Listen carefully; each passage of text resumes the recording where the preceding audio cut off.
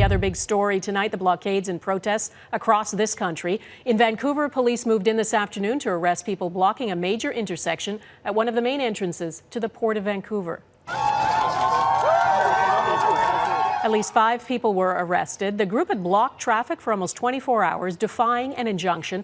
They say they're supporting a small group of Wet'suwet'en hereditary chiefs in northern BC who oppose a natural gas pipeline running through their territory. What happens on Wet'suwet'en territory there will determine how much longer the blockades across the country continue. And in Ontario and Quebec, new ones went up today, a day after police dismantled the blockade on a rail line in Tyendinaga, Ontario.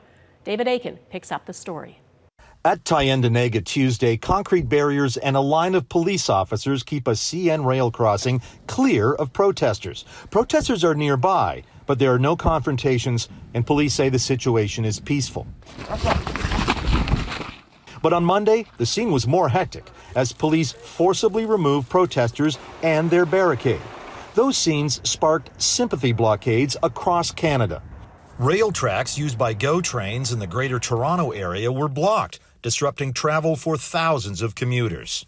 In Caledonia, west of Hamilton, a protest shut highway and rail lines near the Six Nations Reserve.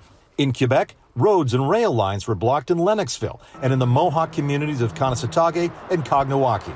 Things may be escalating on the side of the police. So after what happened with Tyendinaga yesterday, people are still quite angry.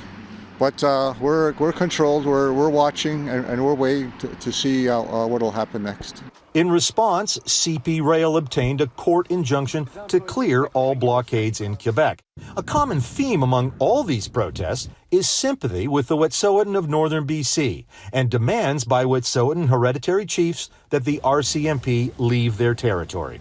In the meantime, CN work crews have been up and down this line doing regular maintenance and survey work. But CN itself cannot say when these tracks and others around the country will be safe to resume regular passenger and freight service. Donna? Okay, David Akin, thanks. The question of whether the federal government and a group of hereditary chiefs in Wet'suwet'en territory can come to an agreement still remains. They have said there are conditions they want met, including the RCMP removing a remote outpost on a road in northern BC.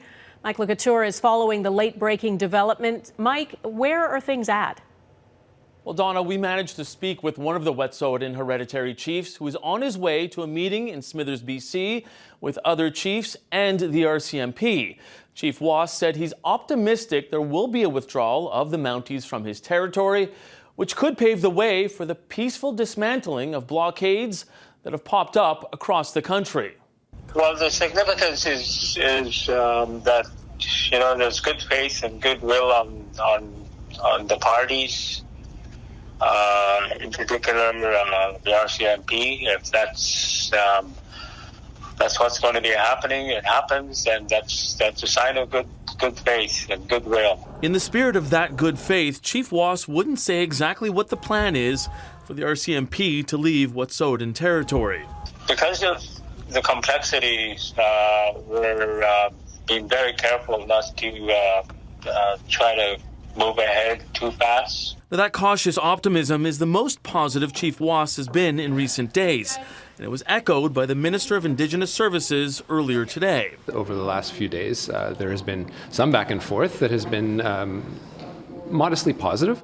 Now, at the same time, Miller is preaching patience to premiers. As Tuesday, François Legault said Quebec Provincial Police are working on a plan to dismantle the barricade in Kahnawake, south of Montreal. I understand that it's not easy. It's not an easy situation. But I think at the same time, we cannot afford to continue for long having those major losses on our economy. We have now an opportunity to engage with hereditary leadership and make sure that our back and forth or our discussions are both aimed at resolving this in a peaceful way, and that's precisely what we're going to do. Neither Miller or Chief Was would say if a nation-to-nation meeting is imminent, but a spokesperson for the Indigenous Services Minister said both he and the Minister of Crown Indigenous Relations, Carolyn Bennett, are ready to meet whenever and wherever the hereditary chiefs want. Donna? All right, Mike Le Couteur in Ottawa, thanks.